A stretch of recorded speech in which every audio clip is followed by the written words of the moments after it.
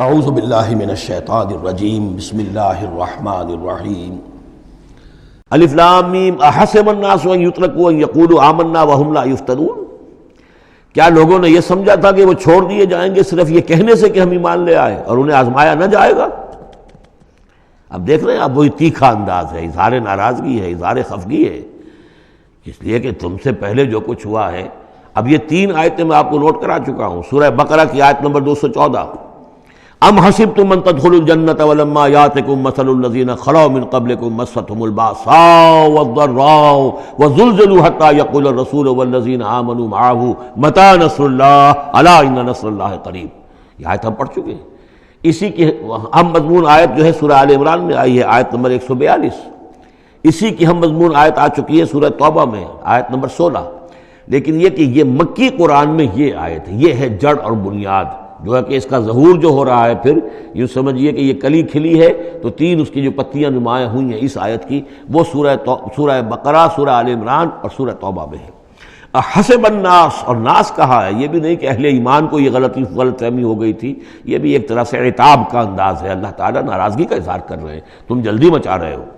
احسب الناس ان یترکوا ان یقولوا آمنا وهم لا یفتنون، کیا لوگوں نے یہ سمجھا تھا کہ وہ یہ کہنے سے جنت میں داخل ہو جائیں گے، چھوڑ دیے جائیں گے کہ وہ ہم ایمان لے آئے، انہیں آزمایا نہ جائے گا؟ وَلَقَدْ فَتَنَّا الَّذِينَ مِن قَبْلِهِمْ، ہم نے تو جو بھی ان سے پہلے تھے ان کو بھی آزمایا ہے، ہر ایک کو آزمایا۔ آزمائش کے بغیر ہم نہیں کسی کے ایمان کو تسلیم کرتے۔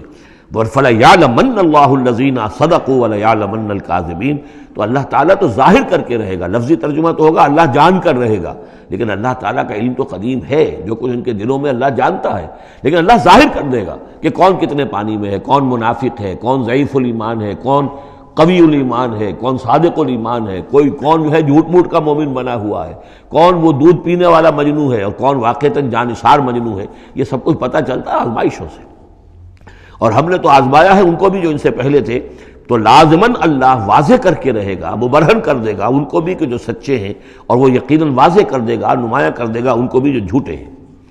اب اس کے ساتھ ہی دیکھیے اس میں جو عجیب آپ کو بات ملے گی اس رکوع میں، یہ 2 آیتیں آئی ہیں، کیونکہ ایک آیت تو حروف مقطعات پر تھی، یہ 2 آیتیں آئی ہیں۔ اس میں تو ڈانٹ، ایک طرح کی ڈانٹ پڑ گئی ہے صحابہ کرام کے اوپر جنہوں نے ذرا سا بھی شکوہ کیا تھا، لیکن اب 2 آیتوں میں اس کی دلجوئی ہے ان کی، یعنی یہ کہ ایک طرف ترغیب ہے تو ترغیب بھی ہے۔ جیسے کوئی شفیق استاد ہوتا ہے، کبھی کسی وقت ڈانٹتا بھی ہے، کوئی گھرکی بھی دیتا ہے، کوئی جھڑکی بھی دیتا ہے، کسی وقت مارتا بھی ہے، سزا بھی دیتا ہے، پھر لیکن کسی وقت پھر یہ کہ حوصلہ افزائی بھی کرتا ہے، تھپکی بھی دیتا ہے، پیٹھ پر ہاتھ رکھتا ہے۔ تو اس طریقے سے یہ اللہ تعالیٰ کا معاملہ اپنے بندوں کے ساتھ اسی طرح ہے، جیسے کہ حدیث میں آیا الخلق عیال اللہ، مخلوق جو ہے اللہ تعالیٰ کے لیے اس کے کنبے کی حیثیت رکھتی ہے۔ تو 2 آیتیں جو آئی ہیں وہ تو گویا کہ ایک طرح سے سرزنش کی اور اظہار ناراضگی، اظہار خفگی۔ اب 2 آیتیں دیکھیے، ام حسب الذین یعملون السیئات ان یسبقونا، کیا سمجھا ہے، گمان کیا ان لوگوں نے جو یہ برے کام کر رہے ہیں۔ یہ اشارہ ہے ابو جہل جو مار رہا ہے، حضرت یاسر کو مار رہا ہے، حضرت سمیہ کو مار رہا ہے، ٹارچر کر رہا ہے، یا جو بھی امیہ ابن خلف ہے جو حضرت بلال کے ساتھ وہ سختیاں کر رہا ہے، گلے میں رسی ڈال کر، اور جو جانوروں کی لاشیں ہوتی ہیں ان کے طریقے سے گھسیٹا جا رہا ہے مکے کی گلیوں کے اندر، اور بڑی تپتی ہوئی جو ہے گلیاں ہیں، اور اوپر سورج آگ برسا رہا ہے، اور سیدھا لٹا دیا گیا ہے انہیں ننگے پیٹھ، اور پھر اوپر ایک بھاری پتھر بھی رکھ دیا گیا۔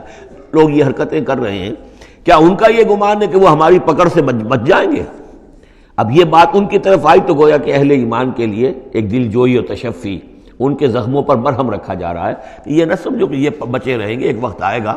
چنانچہ خود حضرت بلال رضی اللہ تعالیٰ عنہ نے غزوہ بدر میں امیہ ابن خلف جو ان کا آقا تھا اسے قتل کیا ہے، حالانکہ حضرت عبد الرحمن ابن عوف نے کوشش کی، اس کے ساتھ کچھ ان کے تعلقات تھے پرانے، اس کی بنا پر اس کو بچانے کی کوشش کی کہ تاکہ اسے قید کر لیں، قتل نہ ہونے دیں، قیدی ہو جائے تاکہ پھر یہ کہ وہ فدیہ دے کر چھوٹ سکے۔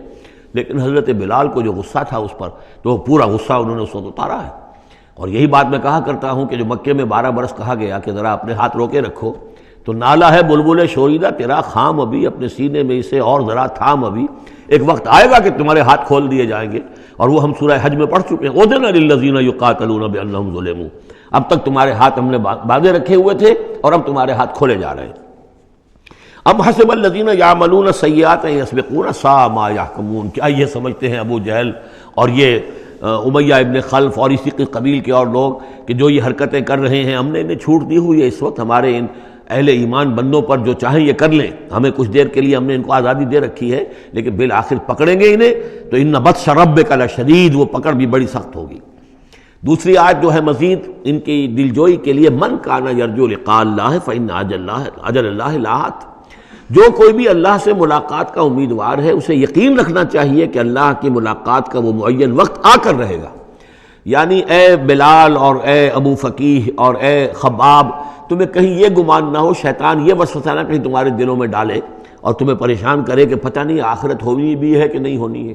جیسا کہ میں نے عرض کیا تھا کہ دنیا نقد ہے، آخرت ادھار ہے۔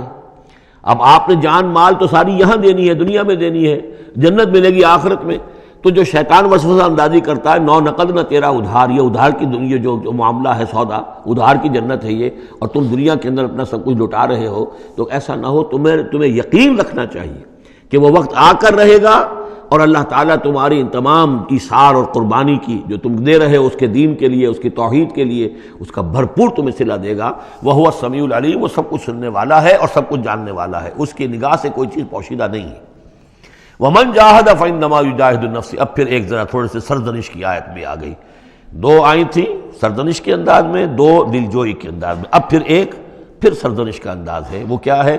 وَمَنْ جَاهَدَ فَإِنَّمَا يُجَاهِدُ لِنَفْسِهِ، دیکھو اگر تم کوئی قربانیاں دے رہے ہو، تکلیف اٹھا رہے ہو، ایثار کر رہے ہو، تو جو بھی جہاد کر رہا ہے وہ اپنے لیے کر رہا ہے، وہ ہمارے اوپر احسان نہ سمجھے۔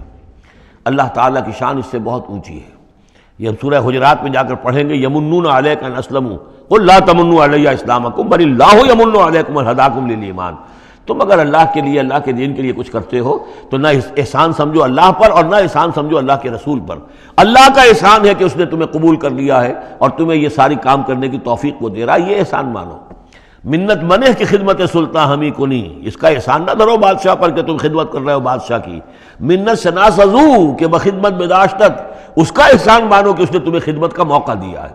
تو اللہ تعالیٰ کا احسان مانو اور یہ نہ سمجھو کہ تم اللہ پر کوئی احسان کر رہے ہو۔ وَمَنْ جَاهَدَ فَإِنَّمَا يُجَاهِدُ نَفْسَهُ۔ اب دیکھ رہے ہیں کہ کس قدر متعلق یہ چیزیں ہیں، انسانی احساسات ہوتے ہیں، اس طرح کے خیالات آتے ہیں۔ إِنَّ اللَّهَ لَغَنِيٌّ عَنِ الْعَالَمِينَ، اللہ تعالیٰ تو تمام جہانوں سے غنی ہے، اسے کسی کی احتیاج نہیں ہے۔ وَالَّذِينَ آمَنُوا وَعَمِلُوا الصَّالِحَاتِ، اب ایک آیت آ رہی ہے پھر دلجوئی والی، اور جو لوگ ایمان لائے اور جو لوگ نیک عمل کریں گے، ایمان کے تقاضے پورے کریں گے، ثابت قدم رہیں گے، ان مصیبتوں کو جھیلیں گے، لَنُكَفِّرَنَّ عَنْهُمْ سَيِّئَاتِهِمْ، ہم لازماً دور کر دیں گے ان سے ان کی برائیوں کو، ان کے نامہ اعمال کے اوپر اگر کوئی دھبے ہوئے بھی، کوئی چھینٹی ہوئی بھی تو ہم انہیں ہٹا دیں گے، اور وَلَنَجْزِيَنَّهُمْ أَحْسَنَ الَّذِي كَانُوا يَعْمَلُونَ، اور ہم لازماً بدلہ دیں گے۔ اس رکوع میں آپ دیکھ رہے ہیں کہ یہ جو لام مفتوح شروع میں اور پھر نون مشدد جو ہے وہ کس قدر تکرار کے ساتھ آ رہا ہے۔ فَلَيَعْلَمَنَّ اللَّهُ الَّذِينَ صَدَقُوا وَلَيَعْلَمَنَّ الْكَاذِبِينَ، آیت نمبر 3 کے اندر بھی 2 مرتبہ وہ صیغہ آیا۔ اب یہاں جو آیا لَنُكَفِّرَنَّ عَنْهُمْ سَيِّئَاتِهِمْ، ہم لازماً ان سے ان کی برائیوں کو دور کر دیں گے، وَلَنَجْزِيَنَّهُمْ أَحْسَنَ الَّذِي كَانُوا يَعْمَلُونَ، اور یقیناً بدلہ دیں گے انہیں بہت عمدہ ان کے اعمال کا۔ وَوَصَّيْنَا الْإِنسَانَ بِوَالِدَيْهِ، اب ایک مسئلہ اور تھا عملی، جو لوگ ایمان لائے تھے نوجوان تھے، جو ان میں سے نوجوان تھے، اب ان کے لیے مسئلہ یہ ہو گیا کہ والدین کہہ رہے ہیں ہمارے حقوق ہیں تمہارے اوپر، ہم نے تمہیں پالا پوسا ہے، لہذا ہمارا حکم مانو۔ ہم کہتے ہیں کہ محمد سے تم اپنا تعلق توڑ لو، چھوڑو اس کو، دین کو، کیوں اس میں لگے ہوئے ہو؟ آخر تم ہماری اولاد ہو، ہم نے تمہیں پالا۔ خاص طور پہ ماں، حضرت سعد بن ابی وقاص کی والدہ، والد تو فوت ہو چکے تھے لیکن والدہ جو ہے اس نے بڑے ناز و نام میں پالا تھا۔ اب اس کے بعد اس نے جو ہے مرن برت رکھ لیا اس عورت نے، ماں جو تھی حضرت سعد بن ابی وقاص کی، اگر سعد اپنے باپ کے دین میں واپس نہیں آتا تو میں اپنے آپ کو ہلاک کر دوں گی، مر جاؤں گی، نہ کچھ کھاؤں گی نہ پیوں گی۔ اب دیکھیے اس نوجوان سلیم الفطرت نوجوان جو ایمان لایا ہے محمد صلی اللہ علیہ وسلم، بہرحال وہ ایک شریف انسان ہے، نوجوان ہے، ماں کی یہ حالت دیکھ رہا ہے تو کتنے بڑے امتحان سے دوچار ہو گیا۔ تو مسئلہ پیدا ہوا کہ ان معاملات میں کیا کیا جائے۔ ایک والدین کے جو احسانات ہیں وہ اپنی جگہ ہیں، والدین کے ساتھ حسن سلوک خود قرآن مجید میں 4 جگہ میں نوٹ کرا آیا ہوں۔ اللہ کے حق کے فوراً بعد والدین کا حق ہے۔ تو اب عملی سوال یہ ہے کہ جہاں یہ دونوں حق ٹکرا جائیں، والدین جو ہے شرک کا حکم دے رہے ہو، والدین دین کے خلاف حکم دے رہے ہو، تو کیا کریں؟ فرمایا وَوَصَّيْنَا الْإِنسَانَ بِوَالِدَيْهِ، ہم نے وصیت کی ہے انسان کو اس کے والدین کے بارے میں، حسن سلوک کی وصیت ہم نے کی ہے، بار بار کی ہے۔ وَإِن جَاهَدَاكَ لِتُشْرِكَ بِمَا لَيْسَ لَكَ بِهِ عِلْمٌ، لیکن اگر وہ تم پر دباؤ ڈالیں، تم سے جہاد کریں. اب دیکھیے جہاد کا لفظ یہاں مشرک والدین کے لیے آ رہا ہے. جہاد جد و جہد کرنا، کوشش کرنا، دباؤ ڈالنا. وَإِن جَاهَدَاكَ لِتُشْرِكَ بِمَا لَيْسَ لَكَ بِهِ عِلْمٌ، کہ میرے ساتھ تم شریک کرو اور شرک کرو میرے ساتھ، اور شریک ٹھہراؤ ایسی چیزوں کو جس کے لیے تمہارے پاس کوئی علم نہیں. فَلَا تُطِعْهُمَا، تو ان کا کہنا نہ مانو. گویا کہ یہاں وہ اپنی لمٹ سے ایکسیڈ کر رہے ہیں. اب والدین کے حقوق ہیں لیکن اللہ کے حقوق کے بعد، اللہ کے حقوق سے پہلے نہیں. اللہ کا حق فائت ہے، لہذا اس معاملے میں اللہ کا دین ہے، اللہ کا حکم وہ مقدم رہے گا، والدین کا حکم دوسرے نمبر پر ہوگا. ہاں یہ ہے کہ ایک بندہ جو ہے، ایک نوجوان، وہ یہ ضرور کرے کہ ڈانٹ کر نہ بات کرے، ڈپٹ کر بات نہ کرے، سینہ تان کر نہ کرے، اس طرح کرے جیسے کہ حضرت ابراہیم یا ابت یا ابت یا ابت، وہ ابا جان، امی جان، آپ دیکھیے میرے لیے مجبوری ہے، میں نہیں کر سکتا ہوں، آپ اس معاملے کے اندر مجھ پر جو ہے وہ دباؤ نہ ڈالیں. نرمی کے ساتھ ان میں جس طریقے سے بھی ہو، لیکن یہ ہے کہ ماننا نہیں ہے. یہ بات اور مزید کھل کر آئے گی سورہ لقمان میں. وَإِن جَاهَدَاكَ لِتُشْرِكَ بِمَا لَيْسَ لَكَ بِهِ عِلْمٌ فَلَا تُطِعْهُمَا، تو ان دونوں کا کہنا مت مان. إِلَيَّ مَرْجِعُكُمْ، میری ہی طرف تمہیں لوٹ کر آنا ہے. فَأُنَبِّئُكُم بِمَا كُنتُمْ تَعْمَلُونَ، اور پھر میں تمہیں بتا دوں گا، جتلا دوں گا جو کچھ کہ تم کرتے رہے تھے. اب یہاں بھی ایک مسئلہ پیدا ہوتا ہے کہ یہ لوگ اپنے گھر والوں سے کٹ رہے ہیں، والدین سے کٹ رہے ہیں، بھائی سے جدا ہو رہے ہیں. اب یہ عتبہ ابن ربیعہ جو بہت بڑا سردار تھا، ان کے بڑے بیٹے جو ہے حذیفہ ابن عتبہ، وہ ایمان لے آئے. اور چھوٹا بھائی وہ تھا کہ جو میدان میں گیا، میدان جنگ میں باپ کے ساتھ غزوہ بدر میں، جو پہلے جو تین جو ہے واصل جہنم ہوئے وہ بھی تھا، ولید بن عتبہ غالباً نام تھا اس کا. تو بھائی سے جدا ہو رہا ہے، رشتہ داروں سے اب کٹ گئے ہیں، والدین سے گھر نکال دیے گئے ہیں. تو اب ان میں جو ان کے دل زخمی ہیں، ان زخمی دلوں پہ مرہم کیا رکھا جا رہا ہے؟ وہ یہ ہے کہ تم صرف کٹے ہی نہیں ہو، جڑے بھی تو ہو.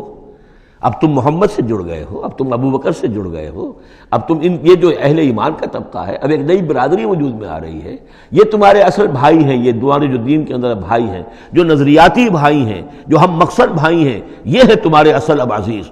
تو اللہ تعالیٰ نے اگرچہ تمہیں کٹنے کا بھی حکم دے دیا ہے، لیکن یہ کہ اس نے جو تمہارے لیے ایک رفاقت فراہم کی ہے.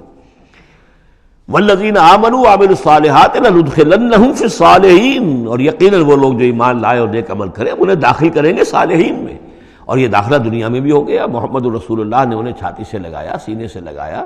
اور جیسا کہ 2 دفعہ ہم پڑھ چکے ہیں، حضور کو اللہ تعالیٰ حکم دے رہا ہے کہ آپ ان کے سامنے ذرا اپنے کندھے تواضع، آپ اے محمد آپ تواضع اختیار کیجئے، ان کے سامنے اپنے کندھے جھکائیے.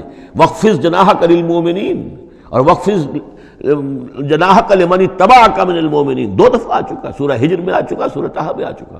تو گویا کہ یہ اللہ تعالیٰ نے اپنا احسان بتایا. اور پھر آخرت میں اولئک مع الذین انعم اللہ علیہم من النبیین والصدیقین والشہداء والصالحین، ان کی رفاقت حاصل ہوگی. صدق اللہ العظیم.